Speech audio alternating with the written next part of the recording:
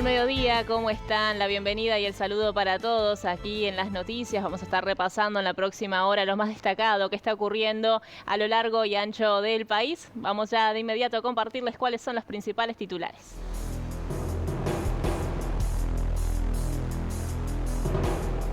Un informe jurídico del Parlamento concluye que Ojeda no habría violado la Constitución. Móvil en vivo. Más de 50 inmigrantes eran víctimas de explotación laboral en Paysandú. Hoy se celebran las elecciones parlamentarias en las Islas Falkland. Móvil en vivo. El periodista Roberto Riolfo nos trae varias propuestas para disfrutar del tiempo libre. Cristian Olivera jugará en Nacional y Matías Arezzo está cerca de cerrar con Peñarol. Las novedades del deporte con Juan Pablo Tamborini.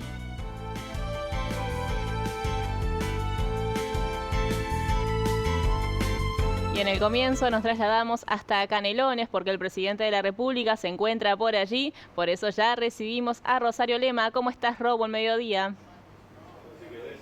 Buen mediodía, ¿qué tal? Sí, porque el presidente en estos momentos precisamente está participando de un almuerzo con el cuerpo diplomático de la Nunciatura Apostólica aquí en el departamento de Canelones, como tú decías, en la viña Varela Sarranz. El mandatario ha tenido una intensa actividad a lo largo de esta jornada. En este encuentro también está participando el canciller y la vicecanciller Valeria Zuccasi. Ambos están reunidos ahora en ese momento almorzando. Previamente, como te decía, Lucía, el presidente tuvo esta jornada una nutrida agenda desde temprano en la mañana. Previo a este encuentro estuvo en el Estadio Charrúa participando del encuentro metropolitano de rugby intercancelario. Ahí hizo un pequeño juego el mandatario y también se refirió y dio un consejo sobre la importancia del deporte en todos los aspectos, pero fundamentalmente el rugby. Lo primero es agradecer, hay que ser agradecidos en la vida a toda esta gente que hace años que viene intentando y poniendo energía, tiempo y ganas a una propuesta de solución que creo que ya es una realidad. El verlos a ustedes jugar hoy acá, de que se puede. Entendí, viendo cómo jugaban ustedes y también cómo me explicaban de los principios del deporte, las virtudes o la virtud que tiene el rugby y tiene que ver con eso de los principios y del respeto que se visualiza en la cancha, porque uno que no practico el rugby, que nunca practiqué, hay cosas que no las entiendo, a menos que te expliquen que todo pasa por el respeto y por supuesto la competencia, pero fundamentalmente el respeto y el sentir que es parte de un grupo es lo más adecuado para gente que como ustedes precisa, como decía Servino, la oportunidad. Me había tentado, ¿me escuchás? Ahí teníamos entonces la palabra del presidente de la República, Yamandu Orsi, como les decía, el Estadio Charrúa participando de este encuentro de rugby. Por otra parte, más temprano, sobre las 9 de la mañana, estuvo en la Escuela Naval, ahí sí participando de la ceremonia de cierre de cursos 2025 y también de la graduación de los guardias marines. Estamos aguardando aquí en la bodega, esperando a ver si el mandatario, una vez que finalice este almuerzo, hace algún tipo de declaración, máxime considerando la cantidad de temas que hay sobre la mesa. Está todo el tema del presupuesto recientemente aprobado, también el tema de la reunión que va a estar teniendo en las próximas horas con las gremiales agropecuarias. Así que bueno, aguardamos cualquier novedad y los estamos convocando. Perfecto, Ro, muchas gracias por la información. Desde Canelones nos trasladamos hasta el Parlamento, aquí en la capital, porque el senador colorado Andrés Ojeda habló por primera vez tras las acusaciones de eventualmente haber violado la Constitución. Ya nos trae los detalles Matías Garro. ¿Cómo estás, Mati? Buen mediodía. Exactamente, Lucía, gracias. El gusto de saludarte a ti, también a todos los televidentes. Efectivamente, hace unos minutos nada más concluyó aquí en la sala de conferencias del anexo del Palacio Legislativo una conferencia de prensa que, como bien apuntabas tú, fue brindada y liderada principalmente por Andrés Ojeda, senador y secretario general del Partido Colorado. Lo hace luego de recibir un informe por parte de Jurídica del Poder Legislativo que lo que hace, dice que no estaría violando el artículo 124 de la Constitución. Constitución, un elemento que ha dado mucho que hablar a lo largo de estos días. Por ejemplo, el Frente Amplio reunió a su mesa política para analizar este tema y recibió 2 informes de constitucionalistas que decían que justamente había violado ese artículo al haber firmado documentos en representación de un cliente suyo, y eso se entendía que era representar a un tercero ante un organismo descentralizado, algo que estaría prohibido. Incluso el artículo indicaba que eso llevaba a la pérdida de su banca como legislador. Hoy presentó entonces este informe que indica lo contrario, que no habría violado el artículo 124. Ojeda dijo que para él este es un tema cerrado y hay que ver cómo avanza entonces el Frente Amplio de ahora en más, si seguirá insistiendo con los informes que cuenta que dicen lo contrario, y ver qué pasa también en la Comisión de Constitución y Códigos, que hace unos días nada más también había recibido el tema y justamente habían solicitado también un informe justamente a la jurídica del Poder Legislativo. Ojeda dijo que esto se trató de una operación política y apuntó directamente al presidente del Frente Amplio. Pero si les parece, lo vemos y lo escuchamos. Que no hay manera de sacar a un legislador del Parlamento con mayoría simple de una Cámara. Ni en Venezuela pasa eso. Adelante, García, bienvenido. Ni en Venezuela pasa eso. Ni en Venezuela pasa esto. Entonces, creo que hoy el Parlamento de la República le dio una clase de razonabilidad a muchos, le dio una clase de republicanismo y de democracia, y creo que los senadores de toda la Cámara reaccionaron de la mejor manera. Así que, de mi parte, me quedo tranquilo, que he obrado en todo concorde a esta norma que tengo delante. Lo voy a seguir haciendo.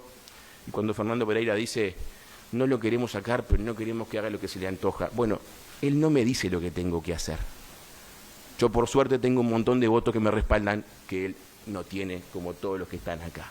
Así que, de mi parte, quería ser bien agradecido con los compañeros, que han sido más que generosos en su respaldo, y también han sido generosos los senadores del Frente. Creo que es una buena lección de democracia que pongan por delante el voto de la gente antes de cobrar al grito. Como podían apreciar en imágenes, Ojeda brindó una conferencia de prensa acompañado por legisladores de su partido, pero también por legisladores de los otros partidos que integran la coalición. Habían legisladores del Partido Nacional y también del Partido Independiente en esta presentación entonces de Andrés Ojeda de este informe jurídico que indicaría que no violó el artículo 124 de la Constitución. Estas son las principales novedades desde el Palacio Legislativo. Compañeros, vuelvo con ustedes a estudios. Gracias, Mati, por la información. Y ahora nos trasladamos a Paysandú, donde allí más de 50 inmigrantes eran víctimas de explotación laboral en un establecimiento rural, entre ellos un adolescente. Hay 2 personas indagadas con medidas limitativas al momento. Vamos a compartir el informe que nos envía Carlos Gamarra. Bajo la operación Incaicos que se está desarrollando en el departamento de Paysandú, se hallaron más de 50 inmigrantes bajo la explotación laboral. La investigación comenzó con una denuncia anónima por presuntas irregularidades laborales que afectan a trabajadores migrantes de un establecimiento rural de nuestro departamento. En el día de ayer se hicieron 2 allanamientos, en un predio rural y en un inmueble industrial. Con intervención de la Jefatura de Policía de Paysandú, el Ministerio de Trabajo y Seguridad Social, Interpol Uruguay y la Unidad de Víctimas, se identificaron 14 peruanos y 38 argentinos, dentro de los que se incluyen una mujer y un adolescente. Se han tomado declaraciones a 11 trabajadores. Se dispusieron medidas limitativas de prohibición de salir del país y no se formalizó todavía a alguno de ellos. Las personas que están detenidas es el presunto captador, cuya formalización está prevista para el día de mañana, dependiendo del avance de la investigación. El Centro de Estudio para el Desarrollo realizó su último desayuno de análisis de coyuntura política de este año. En el encuentro se puso sobre la mesa las perspectivas del país para la próxima temporada estival. En el Hotel Enjoy de Punta del Este, el Centro de Estudios para el Desarrollo realizó el último desayuno de análisis de coyuntura política del año. En esta instancia se compartió un análisis del escenario político y económico actual del país y la región. El director ejecutivo del CED, Agustín Iturralde, se refirió a esta situación e hizo también hincapié en las perspectivas de la próxima temporada estival. Para evaluar cómo puede ser esa temporada turística que estamos todos esperando con tanta ansiedad, creo que es bien importante mirar lo que está pasando en la región y en el Uruguay en general. En particular estamos viendo un 2025 que en materia de ingreso de turistas, en particular de Argentina, que es capaz que lo más importante en ese rubro, está siendo muy bueno. De hecho, los primeros 3 trimestres hasta septiembre ya tuvimos la cantidad de ingresos de Argentina igual a todo el año pasado. Sumándole una proyección de este tercer trimestre vamos a estar bastante bien, lo que avisora un buen verano también. Las condiciones en Argentina cambiarias, de estabilidad económica, de apreciación de la moneda argentina, creo que nos hacen esperar una buena temporada turística en el orden o quizás algo mejor de lo que fue la temporada pasada, que no fue nada mala. La realidad económica en Argentina es que en 2 o 3 meses cambió mucho el panorama. De un septiembre donde parecía que se le caía como un castillo de naipes el plan económico a Milei, a ese respaldo de Estados Unidos, esa ratificación popular y un plan económico hoy que luce mucho más sólido. Tras la interpelación por el caso Cardama, el Frente Amplio dijo que la oposición estaba más preocupada por defender al empresario español que por las irregularidades del contrato. En ese sentido, la ministra de Defensa, Sandra Lasso, explicó que todavía no está decidida la rescisión del contrato porque todo lleva a un proceso. Me voy con un grado de asombro importante porque el objeto de esta interpelación tenía que ver con la decisión anunciada en la conferencia de prensa por parte del presidente de la República de la rescisión del contrato. Y escuché hablar de un medio de prensa que se vendió, escuché hablar de Moravito, escuché hablar de Marcet. Pensaba encontrar un cuerpo que en bloque estuviera preocupado por el gran fraude que se le hizo al Estado uruguayo. Y encontré que hay una parte de este Parlamento Nacional que estaba más preocupado por defender los intereses de un empresario al que nunca, en ningún momento, acusamos. Simplemente denunciamos un hecho objetivo. Nunca dije, en ningún momento, dije que no estaba decidido. Dije que esto era parte de un proceso.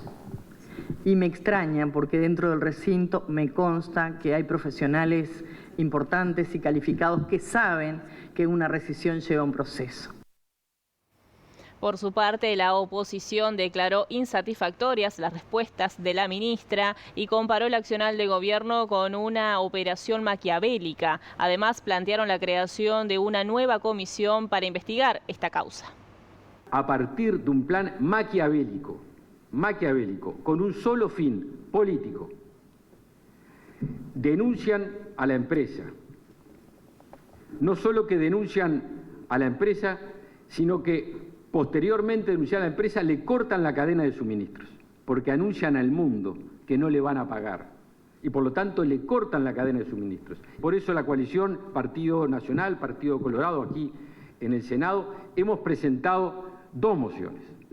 La primera moción, la que declaramos absolutamente insatisfactorias y peligrosas para la seguridad nacional, las respuestas, algunas de ellas, que dio la ministra, porque otras no dio, porque otras se resguardó en la confidencialidad de materiales que ella admitió que se volantearan en la prensa. Presentamos una segunda moción que ofrecimos al Frente Amplio respaldar para conformar una comisión de unidad de todos los partidos políticos que están representados en el Senado de la República, para que entre todos los partidos políticos, con toda la transparencia necesaria, sin que haya ocultamientos por parte del Ministerio, pudiéramos trabajar para corregir los pasos dados por el Gobierno y poder tener las patrulleras oceánicas que significan poder tener patrullado nuestro mar contra el narcotráfico, defendida nuestra pesca para que nuestros trabajadores de la pesca, nuestra producción nacional sea defendida y no robada como está siendo robada, y al mismo tiempo para prevenirnos de algo que va a suceder en poco tiempo, que es que ante la autorización de prospección de petróleo se instalen como se van a instalar pequeñas ciudades, plataformas en el mar y sean custodiadas, cosa que es de enorme seriedad y responsabilidad para el Estado uruguayo. Se están desarrollando las elecciones parlamentarias en las Islas Falklands y allí se encuentra Valeria Milman, que nos trae los detalles. ¿Cómo estás, Vale? Buen mediodía aquí. ¿Qué hora es por allí? ¿Cómo andás, Lu? Vos sabés que tenemos el mismo horario, así que son la 1:10, si no estoy mal, y cuarto, vos me dirás. Lo que sí seguro no estamos igual es en el tema del tiempo. ¿Mucho porque frío? El viento que hay acá no se imaginan. Ahora en este momento hay 10 grados, sí, pero de sensación térmica debe haber 1. De hecho, el viento es tan fuerte que te estoy escuchando poco, pero además, de verdad que te empuja. Es impresionante. El sol engaña. Al sol obviamente se siente un poco de calorcito, pero realmente está muy, muy frío. Hay mucho movimiento, como vos decías, Lu, son las elecciones parlamentarias hoy aquí en Falklands. Lo que va a mostrar ahora Fer y les está mostrando es también personas que vinieron en un crucero, justo hoy llegaba un crucero, así que hay mucho movimiento aquí. De hecho, es una de las actividades, el turismo que más deja divisas a la isla. El año pasado, por ejemplo, vinieron 70.000 personas aproximadamente en los que son los cruceros y ahora están recorriendo, ahí vemos cómo saludan, recorriendo la ciudad, pero al mismo momento se están desarrollando estas elecciones parlamentarias que van a elegir a 8 miembros de la Asamblea Legislativa que tienen potestades de hacer las leyes y también tomar decisiones ejecutivas.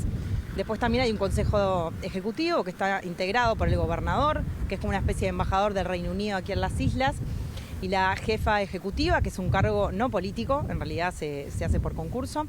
También, por otro lado, el Poder Judicial, que es un poder independiente, como pasa en Uruguay. Y lo particular o lo interesante, dentro de muchas cosas que ya hemos estado compartiendo a lo largo de estos días, es que acá no hay ministerios. No, el gabinete, como nosotros lo conocemos, no existe en realidad. Hay distintas, vamos a decir, distintas reparticiones de funcionariado público que se encargan de distintos temas como salud, educación, bueno, lo que tiene que ver con la vivienda también, pero son diferentes, no se eligen tampoco cargos políticos de esa manera. Estas elecciones se están desarrollando hoy desde las 10 de la mañana, la gente ya estaba haciendo cola, porque en la isla hay 3.662 habitantes, según el último censo de 2021. El año que viene van a ser otro, pero están habilitados para votar aproximadamente 2.000 personas. Algunos porque no tienen la residencia o el estatus de residente, que eso se logra con 7 años de permanencia en la isla, y otras porque de repente se van a estudiar al Reino Unido y vuelven y no tienen el suficiente tiempo aquí en las islas como para poder votar. Además de, por supuesto, los niños que no están en edad de votar, los menores de 18 años no votan. Eso sí es igual que en nuestro país. Así que estas elecciones se están desarrollando con mucha tranquilidad. El único circuito, el único lugar de votación es la municipalidad, el Town Hall, como le llaman ellos, y hay nada más que 2 mesas de votación. En la edición de Central de BTV Noticias vamos a estar compartiendo lo que es el conteo, la apertura de mesa, los sobres en las mesas, que bueno, eso empieza a partir de las 6 de la tarde, hay un lugar específico ahí para la prensa, que no somos muchos, pero vamos a estar ahí dándoles la información de lo que sucede. Así que hay 19 candidatos que se presentan por Stanley, que es la capital, donde estamos ahora, 4 que se presentan por el campo y solo van a ser elegidos 5 que son por la capital y 3 por el campo.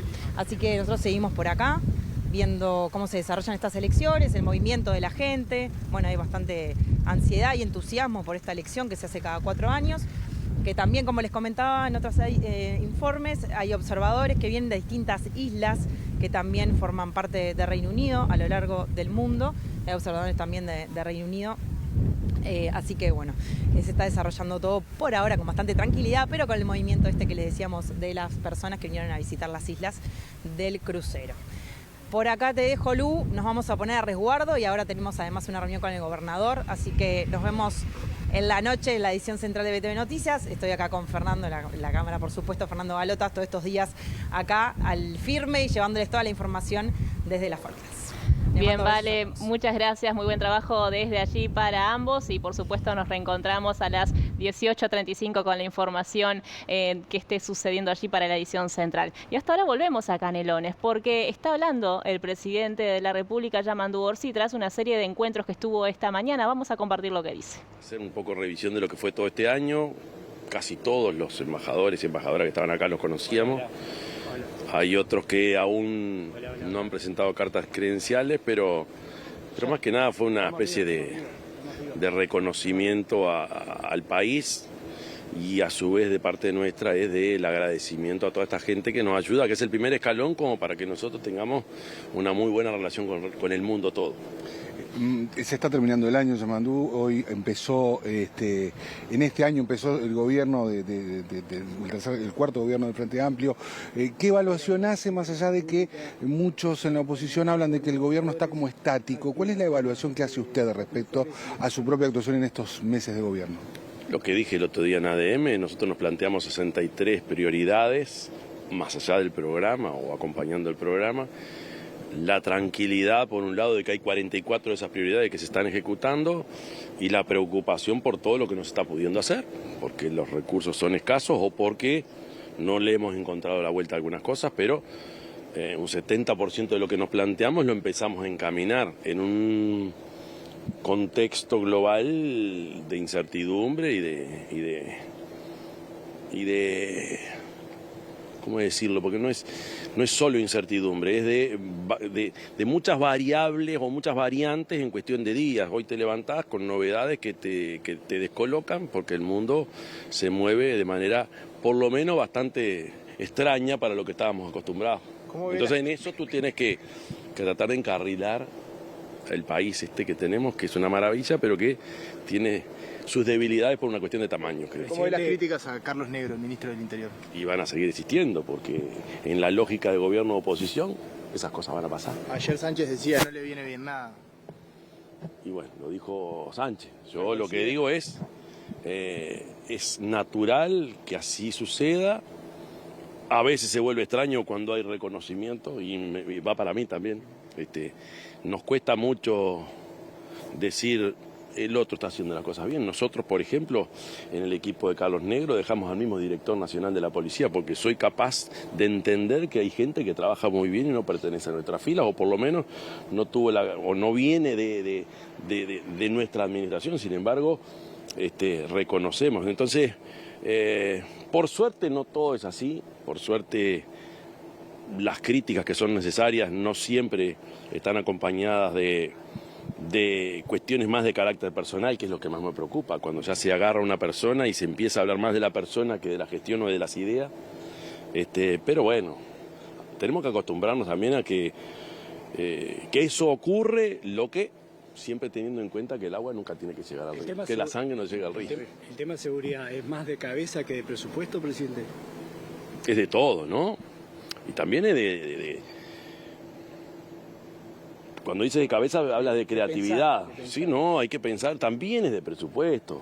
Si fuera solo de cabeza sería más fácil, pero más que nada es de entender que no son solo dos caminos que van, uno es la mano dura exclusivamente y lo otro es con políticas sociales tú lo arreglas.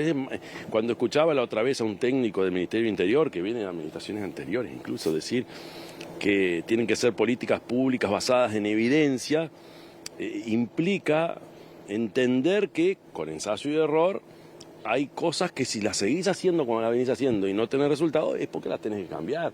Y no necesariamente parten de una visión exclusivamente ideológica, sino de entender la realidad que tenemos, que no sé si la tenemos clara. Estoy hablando de un diagnóstico que todos lo hacemos, pero es de una gravedad a nivel regional bastante grande. ¿Usted cómo ve el tema de la aprobación que hay en cuanto a su gestión? ¿Lo mira, lo relojea? No, poco, pero a ver, la lógica, la lógica de nuestra sociedad es muy dinámica. El otro día leía un informe de un especialista argentino decir que el humor de la gente, aceptación o desaprobación, cambia bastante más rápido de lo que cambiaba antes. Yo lo que tengo que hacer es concentrarme en trabajar y trabajar mucho. No hay otra forma. ¿Me preocupan los números o no? Me preocupan los números reales, lo de la cantidad de gente que no tiene acceso a las cosas básicas. Me preocupa la cantidad de gurises que desertan de la educación y la cantidad de gente que termina en la cárcel. Esos números, a ver, te digo, esos son los números que realmente me preocupan. Lo otro lo tenés que analizar Para eso están los técnicos y los especialistas. Presidente, diferente. Encuestadoras o las consultas de opinión, pero de verdad te tiene que preocupar la realidad y cómo vos te intentás transformarla. Por supuesto, la ciudadanía decide cada 5 años y nos pone o nos saca. Tenemos que acostumbrarnos también a que estamos acá por algo. ¿Presidente, le preocupa el hecho de que diversos analistas dicen que la economía el año próximo no va a crecer? ¿Qué se puede hacer? No me preocupa la realidad de la economía. Y los analistas tendrán alguna base, sí. Obviamente son cosas que preocupan. ¿Qué se puede hacer? Hay algunos que dicen que va a crecer, otros dicen que no va a crecer. Igual. La mayoría dice que no. Bueno, entonces, si la mayoría dice que no, me preocupa. Ahora, no son la mayoría que votan. Pero la economía, ¿qué pasa? Pero la economía no se maneja por los analistas, se maneja por la realidad. Ojalá la realidad nos demuestre otra cosa. La economía se maneja por el plato de comida que puedes llevar a tu casa, por los accesos que te permitan tu situación económica. Y por supuesto, yo escucho analistas todos los días hablar de la misma forma y decir siempre lo mismo.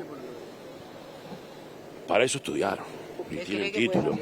Ay, y si no, no estaría acá. Soy bastante optimista. Por eso hago lo que hago. ¿Quedó conforme con el presupuesto? ¿Se aprobó definitivamente? Y nunca quedás del todo. No, pero no. A ver, yo estoy conforme con el tratamiento que se dio. Aquello que alguna vez nos imaginamos que capaz que no te votan el presupuesto, dado que no tenés la mayoría parlamentaria a la que estábamos acostumbrados. Bueno, te quedabas sin presupuesto, tenías que usar el presupuesto anterior, eso era un elemento de preocupación. Pero, de nuevo, la realidad política uruguaya, que es bien porfiada, demuestra que la República está en buenas manos. El tema presupuestal, hablando justamente del tema presupuestal y del tema educación, ¿cómo quedó conforme con el presupuesto que se le dio de la educación? Hubo críticas fuertes sobre recortes de horas, en fin. Va a seguir habiendo. Y nunca, la frazada es corta, pero siempre se hace un esfuerzo mayor. No nos olvidemos que este presupuesto, parte de la línea de base de este presupuesto es el año pasado. Yo me acuerdo que en la anterior administración se hizo un recorte en noviembre, o sea, de arranque se hizo un recorte ya en diciembre, por lo menos en el planteo que se hizo. Y de ahí se tuvo que edificar. Después vino la pandemia y fue más difícil, ¿verdad? Nosotros lo que decidimos es, bueno, el presupuesto empieza con los números del año pasado. Eso te da por lo menos una tranquilidad de que lo que podés poner por encima siempre es ganancia. Lo que estoy diciendo es que la oposición, bien, yo digo, el incremento presupuestal que lo hubo, a partir de la línea de base del año pasado, incluye que un 40% de ese incremento va dirigido a la infancia y adolescencia. Con eso creo que digo lo fundamental. Ahora sí, María Corina Machado recibe el Premio Nobel a la Paz, esta situación que Estados Unidos con Venezuela, ¿cómo la relojea, cómo la ve? Yo raramente hago comentarios sobre los premios Nobel, y no lo voy a hacer ahora tampoco. Me sorprendió en su momento y ya está. No sé qué es lo que hay que hacer, no entiendo bien qué es lo que está esperando que hagamos los países con un premio Nobel donde no se sabía siquiera si ella iba a ir, una cosa rarísima, rarísima. Usted destacaba la actitud diplomática de Trump y en las últimas horas habló de que puede haber incursión en territorio venezolano y no descartaba, le dijo a Petro, no descarto que el próximo sea Colombia. ¿Le preocupan esas declaraciones? ¿Atiende a la situación geopolítica que es? A mí lo que me preocupa es que nos perdimos una oportunidad a nivel mundial de declarar desierto este año el premio Nobel de la Paz. Digo lo mismo porque me parece que era el año como para que quedara vacío, ¿no? ¿No era justo que Corina Machado lo recibiera? No, es justo. ¿Cómo no va a ser justo? Claro, yo no me meto en ese tema. Pero si vos analizás y alguien te dice en el discurso de la ONU, uno de los personajes más importantes del mundo, dice, yo resolví esto, me merezco el premio Nobel, por lo menos pensemos de qué estamos hablando. Entonces, yo pienso lo mismo, que hubiese sido una muy buena señal porque hubiese sido bastante más claro, porque fue un año complicado el año pasado. Este año que pasamos, por favor, y ahora tenemos otros líos más. Estaba mirando lo de Camboya, es preocupante. Presidente, ¿qué pasa con Cardama? Ayer se hizo una interpelación. Veremos qué pasa. Hay que recorrer algunos caminos para ir sobre terreno fértil y poder tener las OPB. Gracias. Se va a cancelar el contrato con la empresa. Hasta ahí las palabras del presidente de la República. Bien, allí teníamos entonces al presidente de la República, Yamandu Orsi, hablando de diversos temas. Por supuesto, vamos a tener en la edición central el detalle de lo más destacado de esta rueda de prensa. Hacemos una primera pausa, ya venimos.